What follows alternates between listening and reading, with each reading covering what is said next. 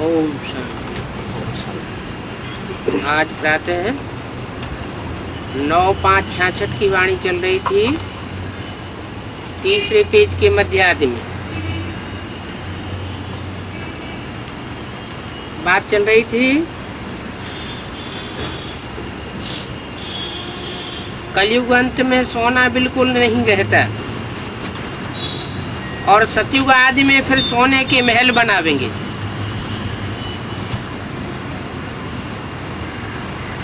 सोना अर्थात सच्चाई, और महल कहा जाता है किले को, संगठन रूपी किला। जैसे स्थूल किला होता है तो उसमें स्थूल ईंटें लगाई जाती हैं, ऐसे ये आत्माओं का किला है जो स्नेह के गारे या सीमेंट से जोड़ा जाता है और सच्ची सच्ची आत्मा रूपी ईंटें इसमें खड़ी की जाती है। ये वंडरफुल बात है। यहाँ हीरों का देखो कितना मान है, वहां तो हीरे पत्थर मिसल हो जाएंगे।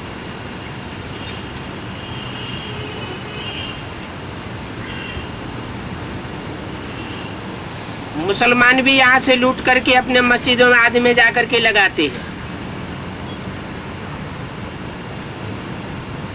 कितने हीरे जवाहरात थे, अब तो बाप से ज्ञान रत्नों की झोली भर रहे हो। लिखा हुआ है सागर भी रत्नों की झोली भर के ले जाते हैं। सागर से जितना चाहिए उतना ले लो, खानियां ही भरतू हो जाती हैं।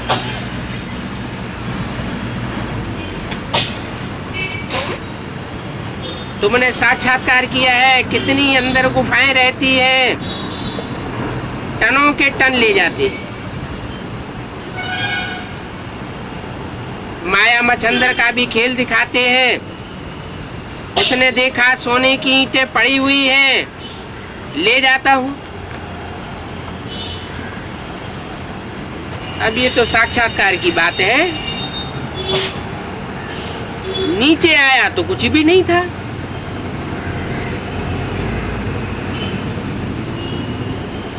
ऊंची स्टेज में होते हैं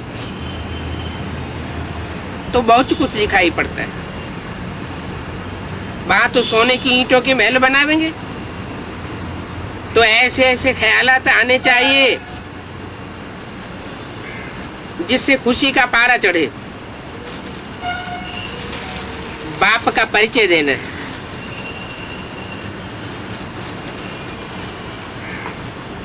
कि शिव बाबा 5000 वर्ष पहले भी आया था।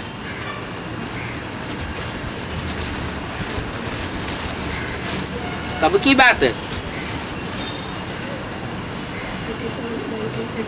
यज्ञ के आदि में भी, शूटिंग पीरियड के आदि में शिव बाबा आया था और आकर के तुमको राजयोग सिखाया था। ये बात किसी को पता नहीं, माना? बाप का प्रत्यक्षता वर्ष तो 76 में मनाया गया, तो जब प्रत्यक्षता रूपी जन्म ही नहीं हुआ तो आने का पता कैसे किसी को चले? यज्ञ के आदि में तो बीजारोपण किया, तो जो बीजारोपण का कार्य है सृष्टि निर्माण के कार्य में, वो पिता जाने और माता जाने।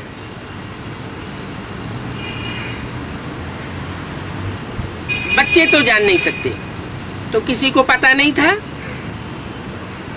अभी तुम जानते हो 5000 वर्ष पहले तुमको राजयोग सिखाया और कल्प कल्प तुमको ही सिखावेंगे। जो जो आकर के ब्राह्मण बनेंगे वो फिर देवता बनेंगे। विराट रूप भी बनाते हैं। उस विराट रूप में ब्राह्मणों की चोटी गुम कर दी है।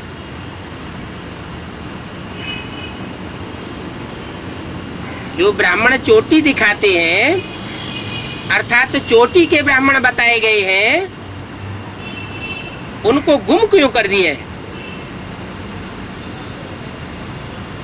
जब चोटी के ब्राह्मण हैं तो उनको प्रत्यक्ष करना चाहिए।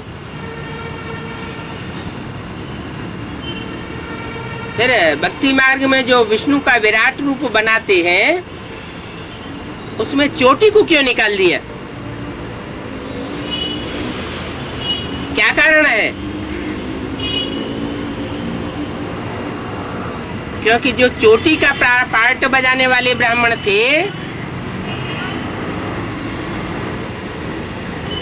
वो यज्ञ के आदि की बात है,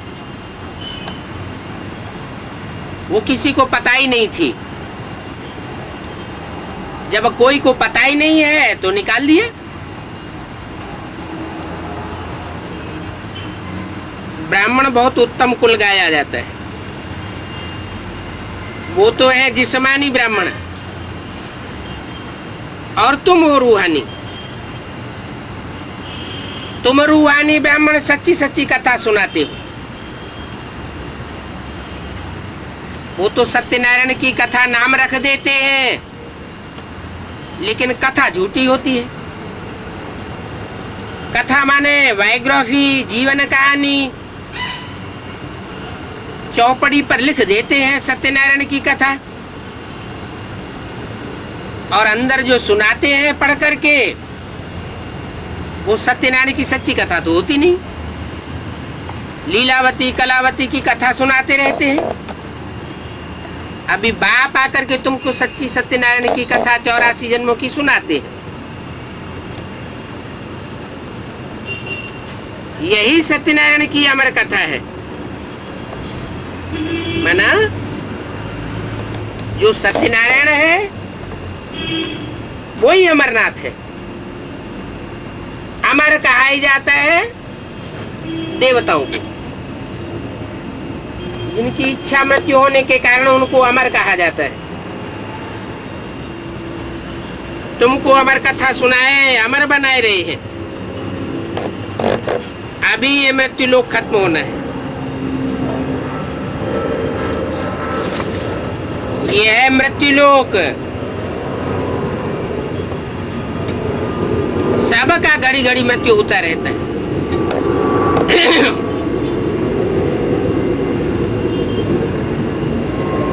एक होती है हद की मृत्यु, और एक होती है बेहद की मृत्यु। बेहद की मृत्यु माने निश्चय बुद्धि से नीचे गिर जाते हैं, अनिश्चय बुद्धि बन जाते हैं। बाप को भूले, माना मृत्यु हो गई, क्योंकि बाप को जानते ही नहीं। अनिश्चय बैठ जाता है तो जैसे कि निपूते हो गए।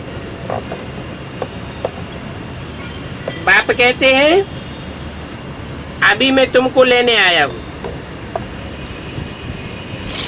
कितनी ढेर आत्माएं होंगी जो जावेंगी।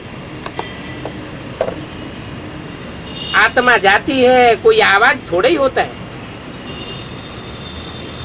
जैसे मक्खियों का झुंड जाता है तो आवाज देखो कितना होता है। रानी के पिछाड़ी जब मक्खियां भागती हैं तो देखो उनमें कितनी एकता होती है।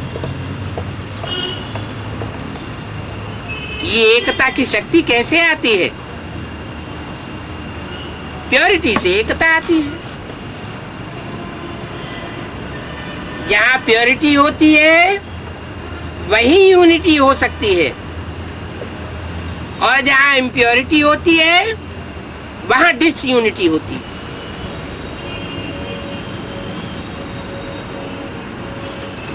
भ्रमरी का मिसाल भी यहाँ का है।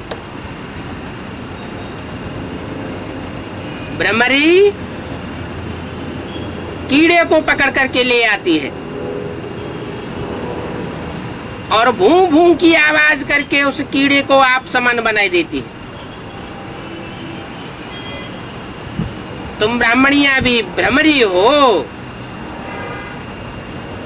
बार बार वही कानों में आवाज गुंजा करके तुम आप समान बनाती हो। तुम मनुष्य से देवता बनाए देती हो। आज के मनुष्य जैसे कीड़े मिसल हो पड़े हैं। कीड़ा दुख देता है, गंध करता है। बाप कहते हैं तुम ऐसे कीड़ों को उड़ने लायक बनाई देती हो। तुम भी ऊंची स्टेज में उड़ती हो तो तुम खुद भी सुखदाई हो और सुखदाई बनाती भी हो।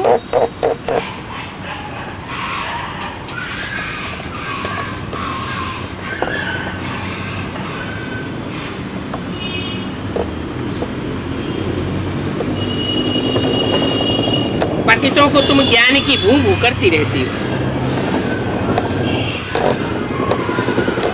पावन बनाए विश्व का मालिक बनाए देती हो। तुम्हारा है प्रवृत्ति मार्ग, उसमें भी मेजॉरिटी माताओं की है। इसलिए वंदे मातरम गाया जाता है।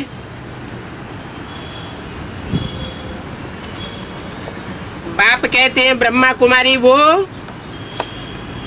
जो 21 जन्म का वर्षा दिलाती है।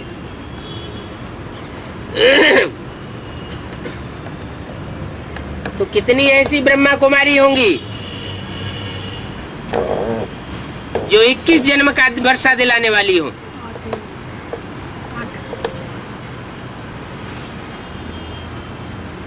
बीस जन्म का वर्षा दिलाना माना इस्लाम धर्म में कन्वर्ट होने वाली ब्रह्मा कुमारियां साबित होना। 19 जन्म का वर्षा दिलाना मानी बौद्ध धर्म में कन्वर्ट होने वाली ब्रह्मा कुमारी साबित होना। ऐसे ही जो जो उत्तर नीचे धर्म में कन्वर्ट होते जाएंगे वो कम जन्म प्राप्त करते जाएंगे। उनको पक्का ब्राह्मण नहीं कहेंगे। पक्का ब्राह्मण सो पक्का देवता। पक्का देवता सो 84 जन्म लेने वाला होगा। पूरे 84 जन्म होंगे तो परमात्मा बाप से पूरा 21 जन्म का वर्षा लेगा और दूसरों को दिलाने वाला बनेगा। और वर्षा दिलाने वाला बनेगा भी किसके द्वारा?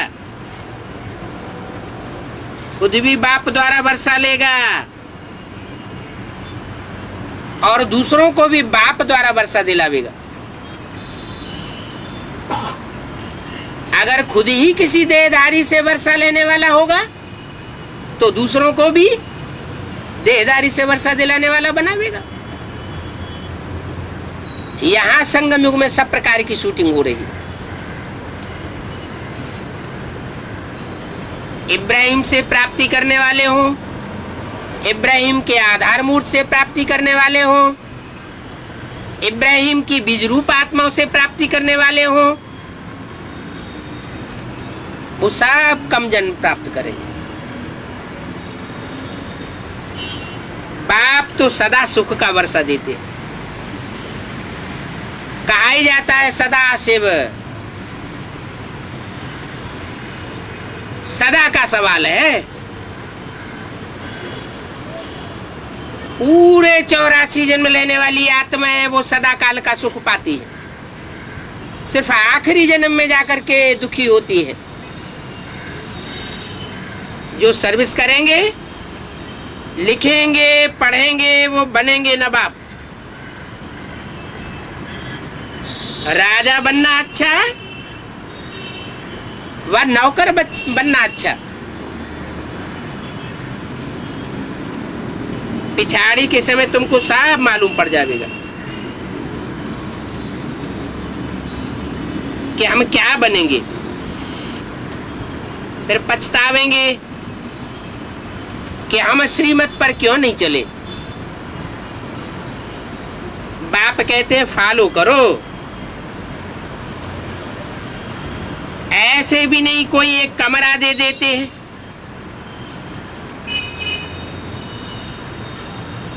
कोई है ऐसे जो ब्रह्मा कुमार कुमारियों को एक कमरा दे देते हैं, मकान दे देते हैं सेंटर के लिए, लेकिन खुद मीठा दिखाते रहते हैं।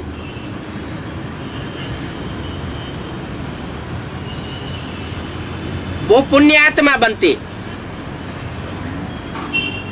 जो उनके दिए हुए स्थान में रह करके पुरुषार्थ करते,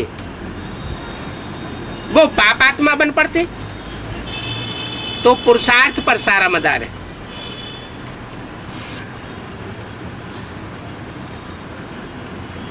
आश्रम माना खान पान अच्छा हो, रहन सहन अच्छा हो।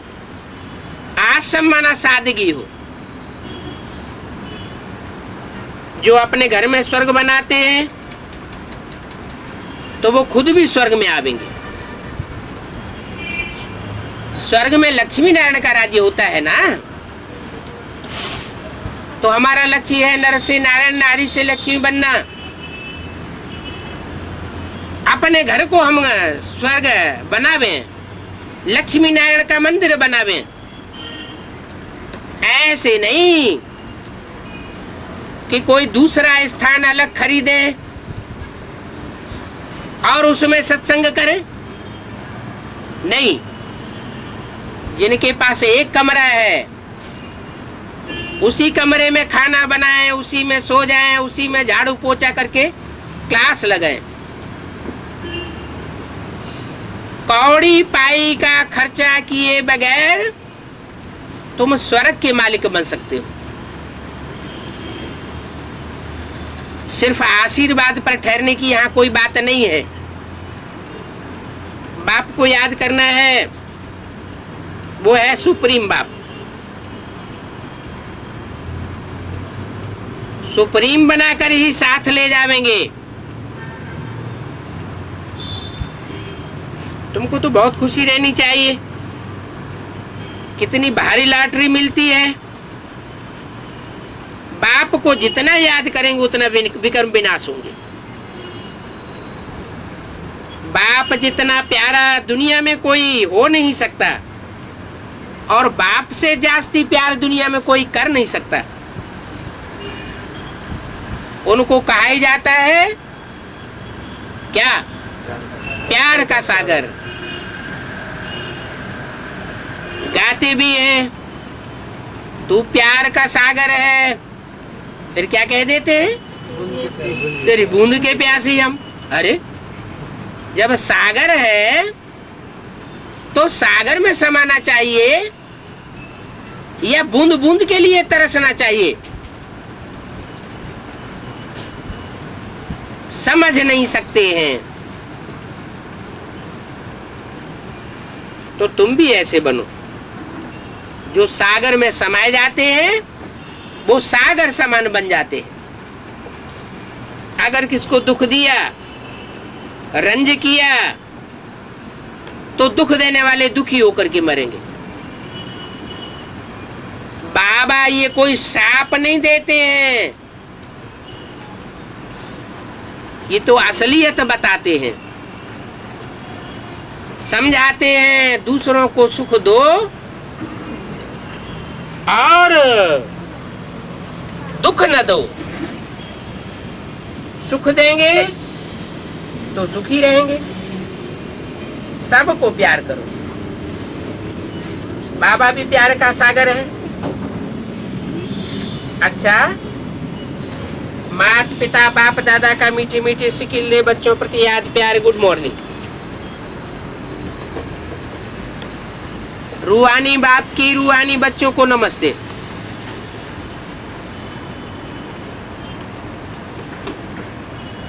अगली वाणी है 30/5/66 की। रिकॉर्ड चला है भोलेनाथ से निराला कोई और नहीं। भोलेनाथ के बच्चे ही सुन रहे हैं। किससे सुन रहे हैं? भोलेनाथ से। भोलानाथ शिव को ही कहा जाता है।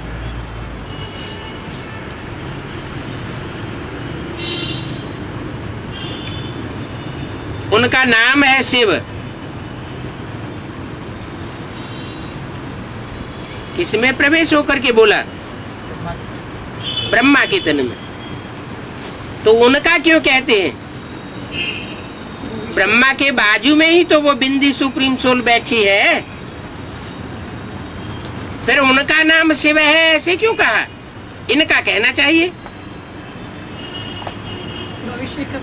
क्योंकि जो पार्ट शिव भोला भंडारी के रूप में संसार में प्रत्यक्ष होने वाला है, भोलेनाथ के रूप में प्रत्यक्ष होने वाला है, वो भविष्य की बात है। भोलेनाथ के बच्चे अर्थात शिव के बच्चे, शिव के बच्चे अर्थात बिंदु आत्मा के बिंदु रूप धारण करने वाले बच्चे, देवान की स्टेज में रहने वाले बच्चे नहीं।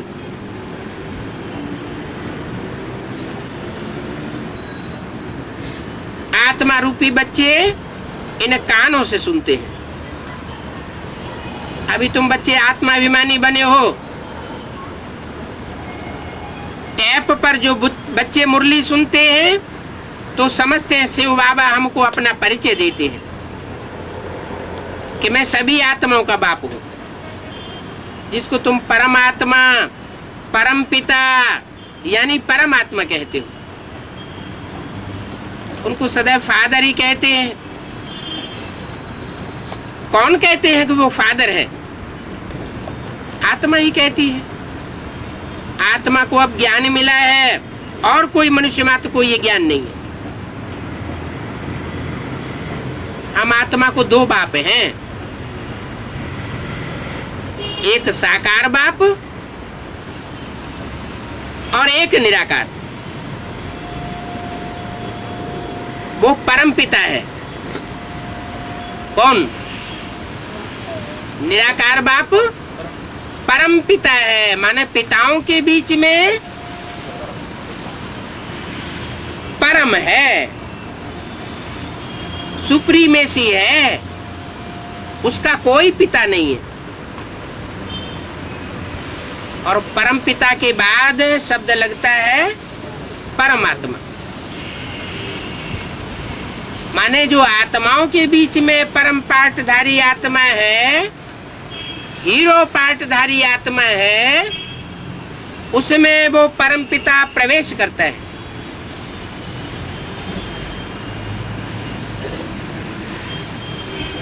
जो परम पिता हीरो पाठधारी का भी बाप है।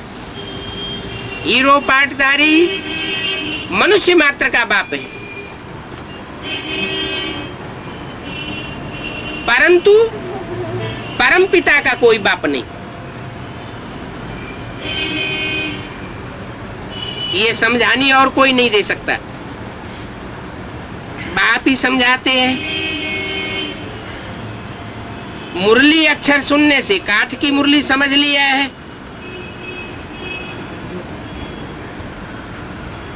परंतु ये तो समझानी है। काठ की मुरली की बात नहीं है। कहते हैं ना कठ बुद्धि, पत्थर बुद्धि। काठ की मुरली माना जो कागज के पत्तों में सुनाई जाती है, ज्यों का त्यों पढ़ करके सुना देते हैं। उसका गुह्यता में कोई अर्थ नहीं निकलता। वो है काठ की मुरली।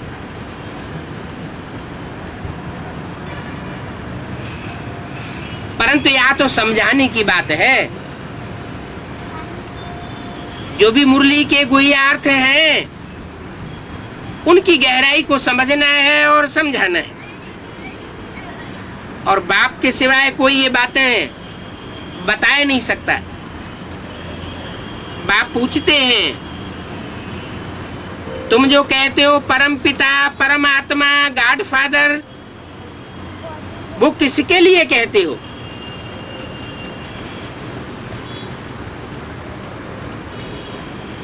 क्या लौकिक बाप के लिए, पारलौकिक बाप के लिए? लौकिक बाप को गॉड फादर कहेंगे। हिंदी में भी अक्षर है परम पिता, वो तो एक ही निराकार है। ईश्वर, प्रभु, भगवान कहने से बाप सिद्ध नहीं होता है। तो गॉड फादर अक्षर अच्छा है। आत्मा ने कहा वो हमारा गॉड फादर है। लौकिक बाप तो सिर्फ शरीर का बाप है। बाप समझाते हैं, बरोबर तुमको दो बाप हैं। कोई को कहो तुमको दो फादर हैं तो कहेंगे दो कैसे होंगे? हाँ, एक फादर और एक ग्रैंडफादर होता है ना। तो यहां भी तुम बच्चों का एक है फादर और एक है ग्रैंडफादर। ग्रैंडफादर कौन है? फादर है प्रजापिता और ग्रैंडफादर है जो हमारे मनुष्य सृष्टि का बाप है, उसका भी बाप है।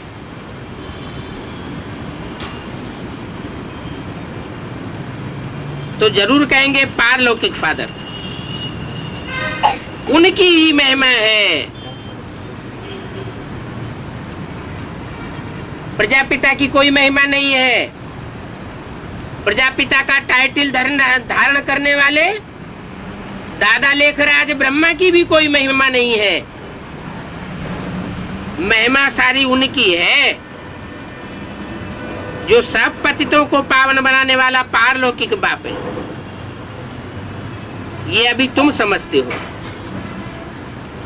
सारी दुनिया में कोई ये बातें समझते नहीं।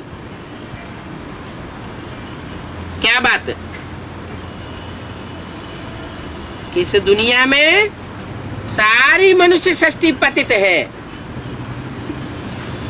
पावन कोई है नहीं। पतित दुनिया में सब पतित हैं। उन सब पतित मनुष्यों को पावन बनाने वाला एक ही सुप्रीम सोल बाप आया हुआ है। बाप ने समझाया है, तुम्हारी पारलौकिक बाप से प्रीति है, औरों की है विनाश काले विपरीत बुद्धि। क्या? औरों की प्रीति बुद्धि नहीं है। प्रीति और विपरीत। प्रीति कैसे होती है? साकार से प्रीति होती है या निराकार से प्रीति होती है? प्रीति होना और विपरीत अर्थात वैर होना, ये साकार में होता है या निराकार में होता है? साकार में होता है। तो तुम्हारे सन्मुख आता है, सन्मुख आता है तो तुम्हारी होती है प्रीति बुद्धि। और जिनके सन्मुख है ही नहीं, निराकार को ही बाप समझे बैठे हैं, बिंदु को ही बाप समझे बैठे हैं, वो सब है विपरीत बुद्धि। क्योंकि उन्होंने प्रैक्टिकल में आए हुए बाप को पहचाना ही नहीं और तुमने पहचाना है। तो जो रचयिता को जानते हैं, मानते हैं, वो है प्रीति बुद्धि, आस्तिक। और जो रचयिता और उसकी रचना को जानते ही नहीं, वो है नास्तिक। तो औरों की है विनाश काले विपरीत बुद्धि। विनाश का अभी समय है। ये संगम युग में ही विनाश भी होता है और स्थापना भी होती है नई दुनिया की। ये तो कोई भी जानते हैं। वही महाभारत लड़ाई लगती है जो 5000 वर्ष पहले लगी थी। एरोप्लेन्स, टैंक्स आदि एक दो को सप्लाई कर रहे हैं, सबको देते जाते हैं। पैसे से जिसको चाहे वो देते रहते हैं। कोई कोई उधार पर भी लेते रहते हैं। तो प्लेन, टैंक्स, बारूद आदि सब खरीद करते हैं। ये चीजें बड़ी महंगी होती है। इन चीजों को विलायत वाले बनाते हैं। क्या? जो एरोप्लेन है, टैंक्स हैं, बड़ी महंगी चीजें हैं, उनको विलायत वाले बनाते हैं जो फिर भेजते रहते हैं। भारतवासी थोड़े ही एरोप्लेन बना करके दूसरों को भेजते हैं। ये क्या बात हुई? ये तो हद की दुनिया की बात हो गई। इसमें बेहद की बात क्या है? एरोप्लेन आत्मा रूपी भी एरोप्लेन बन जाता है। जो ऊंची स्टेज में उड़ता है तो एरोप्लेन कहा जाता है। अगर नीची स्टेज है तो आत्मा को एरोप्लेन नहीं कहेंगे। और ऐसी ऊंची स्टेज सुप्रीम सोल बाप जब इस सृष्टि पर आते हैं तो विदेशी का पार्ट बजाते हैं। और वो विदेशी बाप विदेशी बच्चों के साथ रह करके, डबल विदेशी बच्चों के साथ रह करके ऐसी आत्मिक स्थिति बनाते हैं जो ऊंची स्टेज का अनुभव करती है। तो बताया कि वो विदेशी विलायत वाले ही एरोप्लेन आदि बनाते रहते हैं, बम बनाते रहते हैं। बड़े से बड़ा बम क्या है? परमात्मा प्रत्यक्षता बम, एटम बम। उन्होंने एटम नाम दिया है ये आत्मिक बम। वो आत्मा जो सुप्रीम सोल जिसमें प्रवेश करता है, हीरो पार्ट बजाता है, वो आत्मा संसार में प्रत्यक्ष हो जाती है। ये सब चीजें बाहर से आई हुई है। भारतवासी इन बातों को जानते नहीं हैं। क्या कहा? बाप की प्रत्यक्षता कौन करते हैं? भारतवासी करते हैं या विदेशी करते हैं? विदेशी बाप को प्रत्यक्ष करते हैं। तो विलायत वाले प्रत्यक्ष करते हैं। भारतवासी तो कुंभकर्ण की नींद में सोए पड़े। बम्स के लिए भी कहते हैं हम भेजेंगे। अब जो चीज खरीद करेंगे सो जरूर काम में लानी है। फेंकने के लिए थोड़े ही लेंगे। लड़ाई तो लगनी है। तो वो है विनाश काले विपरीत बुद्धि यादव संप्रदाय। वो यादव संप्रदाय भी यूरोप में रहते हैं।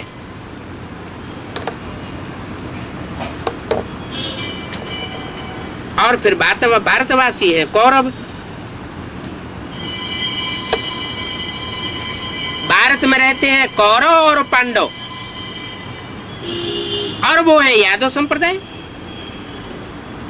तुम्हारी बुद्धि में अब वो है यूरोपवासी यादव संप्रदाय, उसमें सब आ जाते हैं। सब अर्थात इस्लामी, बौद्धी, क्रिश्चियन, वो सारे ही यादव संप्रदाय हो जाते हैं। भारत तो अविनाशी खंड है, क्योंकि अविनाशी बाप का बर्थडे है, अविनाशी बाप का बर्थ प्लेस है। भारत में ही शिव जयंती मनाई जाती है, विदेशों में तो नहीं मनाते। कब से मनाई जाती है शिव जयंती? 76 से पहले भी मनाई जाती थी, लेकिन छुट्टी नहीं होती थी। अभी 76 से जब से एडवांस नॉलेज निकली, पाप का प्रत्यक्षता वर्ष प्रैक्टिकल में सिद्ध हुआ, तब से छुट्टी मनाई जाने लगी। रामनवमी की छुट्टी भी पहले नहीं होती थी। अभी इस वर्ष गवर्नमेंट ने रामनवमी की छुट्टी भी घोषित कर दी। शिवरात्रि रात्रि के 12 बजे मनाई जाती है। इसका मतलब विदेशियों में दिन की शुरुआत कब मानी जाती है? रात्रि के 12 बजे से। माने सन 76 में रात्रि के 12 बजे थे। वास्तव में ज्ञान सूर्य उदय नहीं हुआ था भारतवासियों के मुआफिक। भारतवासी ज्ञान सूर्य का उदय तब मानते हैं जब सूर्य पूरब में उदय हो चुका है। और विदेशियों का कहना यह है कि रात्रि के 12 बजे से ही सूर्य ऊपर आने लगता है। भले दिखाई नहीं देता है, लेकिन वो ऊंची स्टेज में आने लगता है ज्ञान सूर्य की बात। ज्ञान सूर्य की आत्मा जो पार्टधारी है, परमात्मा का पार्ट बजाती है, वो 75 के बाद सन 76 से ऊंची स्टेज में जाना शुरू होती है। 76 तक होती है सतयुग की शूटिंग, तामसी शूटिंग, मेले मलाखड़ों वाली शूटिंग, जहां मेलों में मैला इकट्ठा होना शुरू हो जाता है। तो तामसी स्टेज से सात्विक स्टेज में आत्मा प्रवेश करती है, और बाप का प्रत्यक्षता वर्ष विदेशियों के द्वारा मनाया जाता है। माने विदेशी आत्माएं पहले समझती हैं, स्वदेशी अज्ञान की नींद में सोए पड़े रहते हैं, लेकिन पूरी प्रत्यक्षता नहीं होती। कृष्ण बच्चे के द्वारा प्रत्यक्षता होना शुरू होती है, क्योंकि बाप का कहना है मैं अकेले प्रत्यक्ष नहीं लेता होता हूं, अकेले जन्म नहीं लेता हूं, मैं बच्चों के साथ प्रत्यक्ष होता हूं। तो बच्चों में पहला बच्चा कौन? श्री कृष्ण। तो कृष्ण वाली सोल के द्वारा परम पिता परमात्मा पहले प्रत्यक्ष होता है, लेकिन वो भी प्रत्यक्षता पूरी नहीं है। भारतवासी तब भी नहीं जगते। खास करके सिख लोगों के लिए तो ये मान्यता है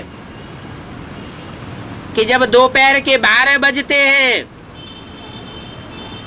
तो उनकी अकल विशेष खुल जाती है, क्योंकि भारतवासी सिख भी है, जैसे और हिंदू भारतवासी है वैसे सिख भी भारतवासी है। और सिख तो भारतवासियों के सदैव ही मित्र रहे हैं। तो दोनों मिलकर के जब पहचानते हैं तो पूरी प्रत्यक्षता हो जाती है। लेकिन राम की आत्मा के द्वारा होती है। सूर्य रात दोपहर के 12 बजे जब पूरा चमकता है, पूरी रोशनी देता है, चारों ओर उजाला हो जाता है, तब राम का जन्म माना जाता है। कृष्ण का जन्म रात्रि के 12 बजे मनाएंगे। शिव की जयंती रात्रि के 12 बजे मनाएंगे, लेकिन राम की जयंती दोपहर के 12 बजे मनाई जाती है।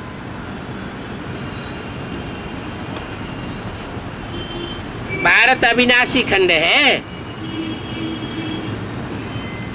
क्योंकि अविनाशी बाप का बर्थडे है। क्या जो 9 लाख आत्माएं हैं 84 जन्म लेने वाली, वो अविनाशी नहीं है? है? क्यों? 9 लाख सितारे जो हैं, वो जो विनाश होगा तो उस विनाश के टाइम पर सारी दुनिया में ज्ञान की चमक नहीं मारेंगे? मारेंगे, लेकिन नंबरवार प्रत्यक्ष होंगे। सब एक साथ प्रत्यक्ष होने वाले नहीं हैं। जो सदाकाल चमकता है, कभी अंधेरे में नहीं आता है,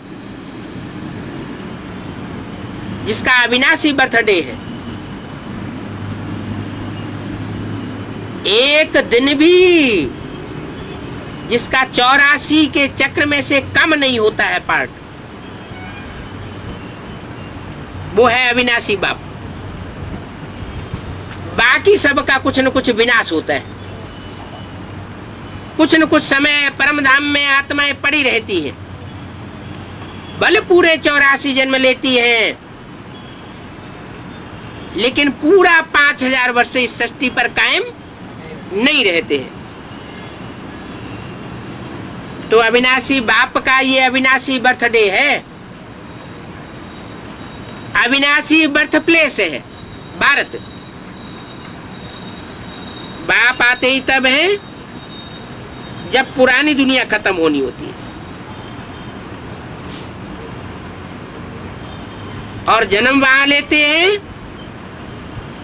जो खंड कभी खत्म नहीं होता। तो दक्षिण भारत जो समुद्र के किनारे का इलाका है, वो विनाश में खत्म हो जाएगा या रहेगा? वो खत्म हो जाएगा। इसलिए दक्षिण भारत को बोला है भारत का विदेश। और जो उत्तर भारत है, खास करके यूपी, वो भगवान की जन्मभूमि मानी जाती है। वो है अविनाशी खंड, क्योंकि उस अविनाशी खंड से ही परमात्मा बाप की प्रत्यक्षता रूपी जन्म होता है। तो जन्म वहां लेते हैं जो खंड कभी खत्म नहीं होना है। भारत में भी दक्षिण का हिस्सा खत्म हो जाता है,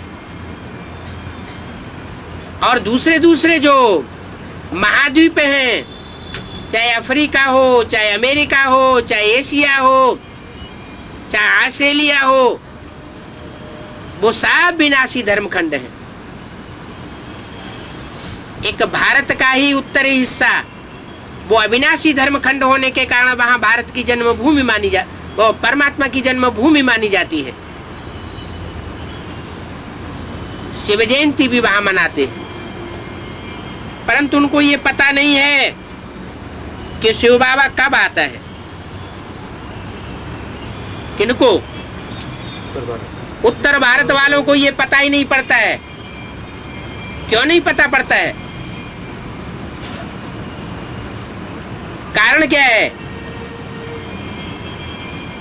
क्योंकि जो विदेशी बच्चे हैं वो बाप को पहले पहचानते हैं। जो पहले पहचानते हैं वही बाप को प्रत्यक्ष करते हैं। 76 में एडवांस ज्ञान की शुरुआत हुई। बेहद के बाप ने आकर के बेहद की नॉलेज दी। पहले समझा किसने, उत्तर भारत वालों ने या दक्षिण भारत वालों ने? दक्षिण भारत वालों ने पहले समझा। तो समझदार कौन हुए? विलायती कौन हुए? दक्षिण भारत के विलायती हुए। वो आत्म की स्थिति पहले बनाए लेते हैं। भारतवासी कुंभकर्ण की नींद में सोते रहते हैं, अभी भी सोए पड़े हैं। अभी भी प्रत्यक्षता रूपी जन्म का वो टाइम नहीं आया है जो दुनिया में आवाज फैली हो कि बाप सुप्रीम सोल आया हुआ है। तो आते उस समय है जबकि विनाश के लिए तैयारियां होती हैं। अब बाप समझाते हैं वो ही यूरोपवासी यादव संप्रदाय हैं।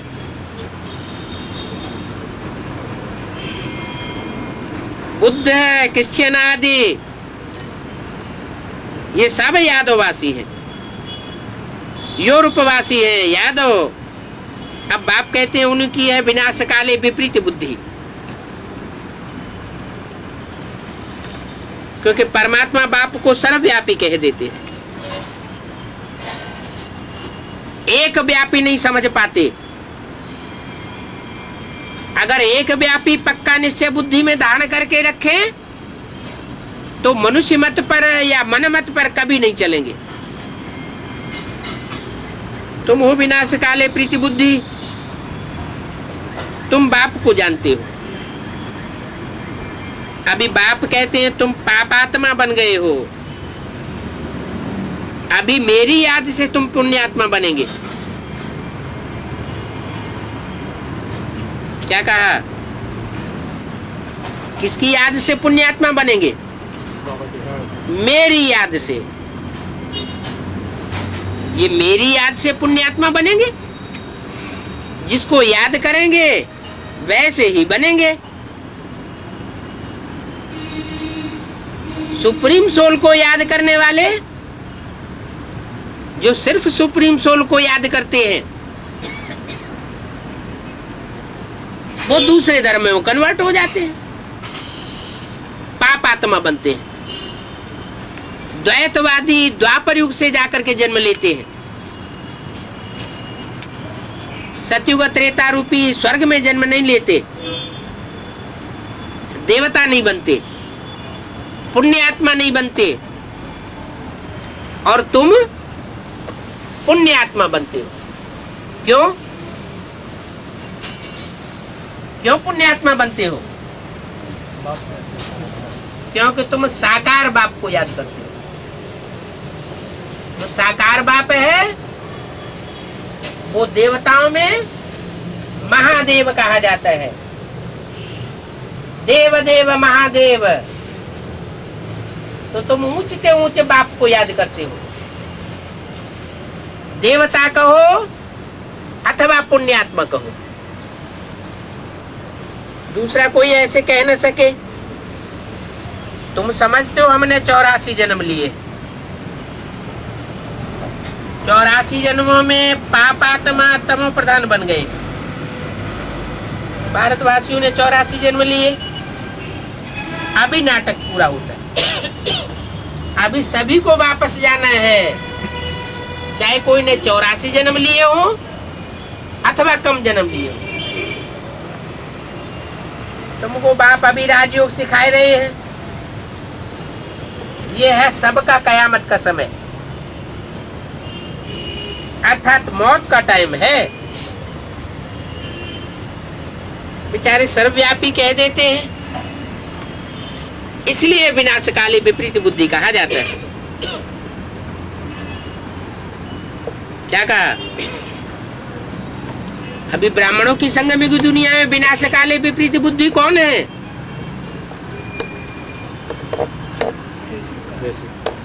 बेसिक वाले। क्यों? वो तो कहते हैं परमात्मा सर्वव्यापी नहीं है। कहते हैं परमात्मा सर्वव्यापी नहीं है, लेकिन जब उनसे पूछा जाए अगर सर्वव्यापी नहीं है तो एक व्यापी कहाँ है? वो एक व्यापी तो बताओ। तो कोई दादी को बतावेगा, कोई गुलजार दादी को बतावेगा, कोई किसी बड़े महारथी को बतावेगा। जो जिससे दृष्टि लेते हैं, कृपा दृष्टि लेते रहते हैं, उसी को समझ लेते हैं। क्योंकि जो जिस धर्म में कन्वर्ट होने वाला होगा वो उसी की बात मानेगा, उसी को इस विश्व का सर्वोपरि व्यक्ति मानेगा। बाप कहते हैं ये सब है विनाश काले विपरीत बुद्धि, क्योंकि मेरे को सर्वव्यापी समझ लेते हैं। मैं तो सर्वव्यापी होकर के नहीं प्रत्यक्ष होता हूं, मैं तो एक मुकर्रर रथ में सृष्टि पर आकर के प्रत्यक्ष होता हूं।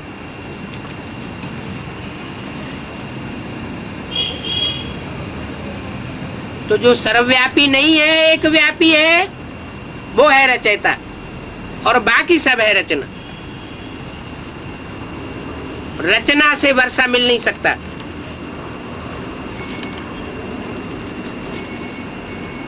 तीस 5-66 की वाणी का दूसरा पेज।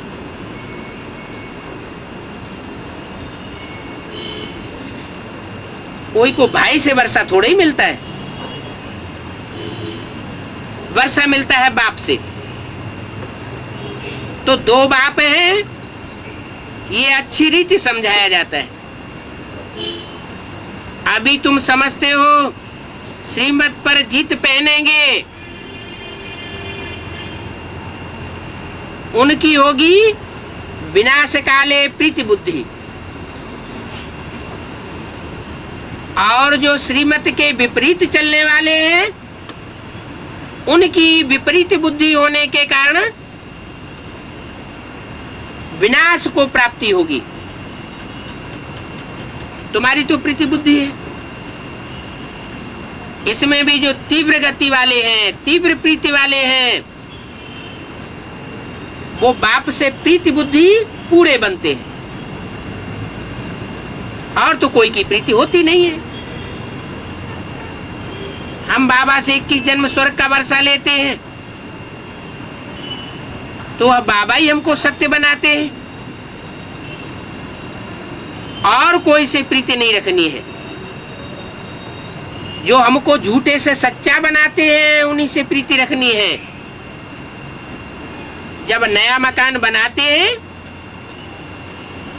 तो नए मकान से प्रीति लग जाती है। अभी कौन सा टाइम चल रहा है?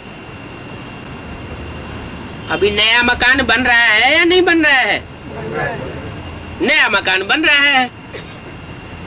तो बच्चे जो होंगे, जो प्रीति बुद्धि बच्चे होंगे, उनकी उस नए मकान से प्रीति लग रही होगी, प्रीति जुट रही होगी, बार बार बुद्धि उस तरफ जाएगी। और जो विपरीत बुद्धि होंगे वो अपने ही अहंकार में चूर रहेंगे। जैसे भक्ति मार्ग वाले कहते हैं कि ऋषिकेश में स्वर्ग आश्रम है, तो ब्रह्मा कुमार कुमारी क्या समझते हैं कि माउंट आबू में सुखधाम और शांति धाम है। इसके अलावा कोई नया संगठन रूपी मकान हो नहीं सकता। बाप कहते हैं जब नया मकान बनेगा तब पुराना मकान ध्वस्त होगा।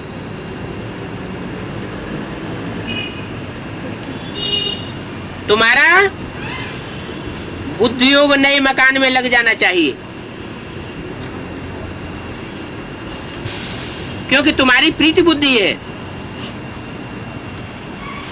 तुम बाप से 21 जन्म का वर्षा लेते हो, वो बाबा ही हमको सत्य बनाते हैं। उस बाप के सिवाय और कोई से प्रीति नहीं रखनी है। समझा जाता है पुराना मकान अभी टूटने वाला है, तो हम इस पुराने मकान से प्रीति तोड़ते जाते हैं, दिल को हटाते जाते हैं। बाप समझाते हैं दिन प्रतिदिन वायुमंडल बहुत खराब होता जाएगा। देखते भी हो कितने हंगामे होते हैं, तो समझेंगे बस अभी ये खलास होता है, अभी हमको जाना है नई दुनिया में। नई दुनिया अर्थात नया संगठन। नई दुनिया को याद करना पड़े। क्या याद करना पड़े? पड़े माना भले कोई न भी करना चाहता हो तो भी याद करना पड़े। बेहद के बाप और वर्षे को याद करना है, और कोई को याद करने से कुछ मिलेगा ही नहीं। मनुष्य भक्ति मार्ग में बहुतों को याद करते हैं। माँ बाप मित्र संबंधियों को याद करते हुए भी फिर देवी देवताओं को देखो कितना याद करते हैं। बाप कहते हैं अब ये सोने की जंजीरें तोड़ो।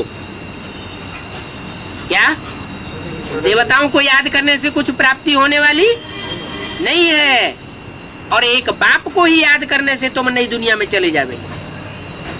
ओम शांति।